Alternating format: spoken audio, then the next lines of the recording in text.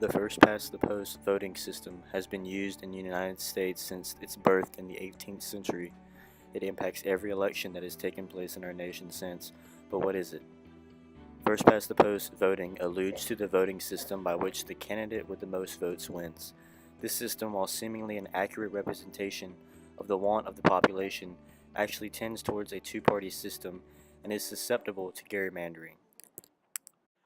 Next up is a great example by GCP of first-past-the-post system and its faults.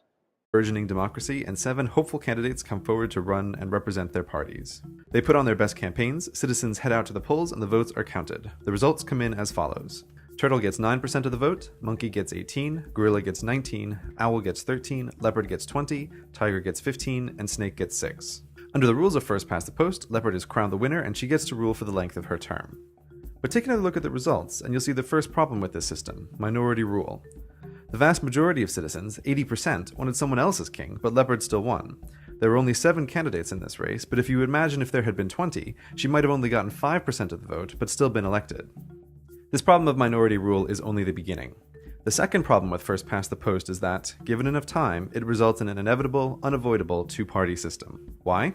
To see, let's watch what happens over several election cycles. Leopard has had her term in office, and it's again election time in the young democracy.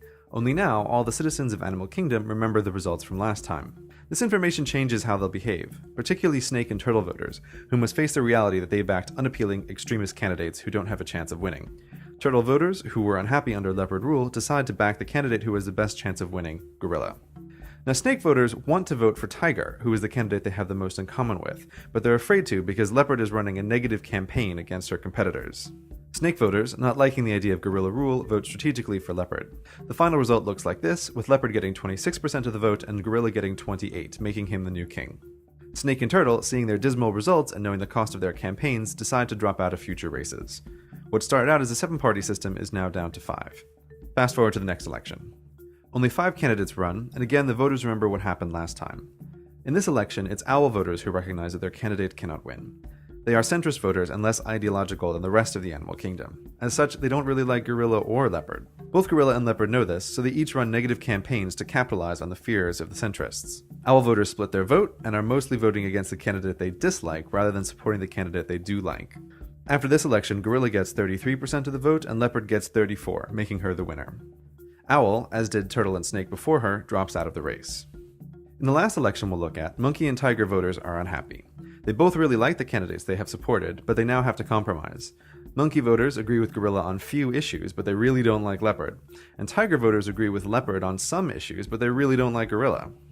They strategically abandon their preferred candidate out of fear of the one they disagree with the most becoming king. The final results are Leopard 49% and Gorilla 51%, with him being crowned the king. Monkey and Tiger are the last candidates to drop out, and now the Animal Kingdom is left with a two-party system. Because of the centrist and swayable Owl voters, in future elections, Leopard might take the crown, then Gorilla wins it back, only to lose it to Leopard again, but the two parties never change. As seen in GCP Grey's example, first-past-the-post systems tend toward a two-party system in which the large majority of people don't necessarily want either candidate. This can make people become disinterested in the process and cause people to vote against one candidate instead of voting for one candidate they do like. For example, in any future elections, if a third candidate decides to run again because the people are tired of the two parties, it can cause something known as the spoiler effect. By voting for the candidate that they like more, a voter can lessen their chances of getting someone they like because it can spoil the election for the other candidate whom they like less but has similar views. This is because the two candidates' voting pools are split. This can cause the opposing candidate to win, and therefore, once in a two-party system, it is likely to stay that way. The real question lies with how we can fix first past the post. The alternate vote is a system by which each voter gets to number their choices. By doing so, a voter can vote their true opinion. In this system, all the first choices are counted. The candidates in the last votes are then recounted for second choices, and so on. These results with their voters being able to safely vote for their candidate they like the most without having to worry about a spoiler effect. With no spoiler effect, the voters can voice their true opinions through their candidate and not have to worry about voting in opposition. In the United States, representation in the House of Representatives is based on the population of each state. The census accounts for the number of people and then determines the number of congressmen a state should get. Traditionally, states are split into districts, where voters elect a representative from their district. When it is determined a state has either gained enough people to warrant a new seat in the House or lost enough to lose one, the district lines must be redrawn to allow for the extra district. This process is susceptible to gerrymandering. This phrase means to create district lines that favor one party or candidate over another. Gerrymandered districts are incredibly strange in shape because they are meant to skew what the actual representation should be. Prime examples of this include the Carolinas, California, and Maryland. These states have district lines made up in a number of ways. Tactics within gerrymandering include cracking or splitting up a population into multiple districts where their vote is lessened, or packing, where voters of a particular type are packed into one district. This allows for them to have few representatives to have the appearance of fairness, while they actually have fewer than they should.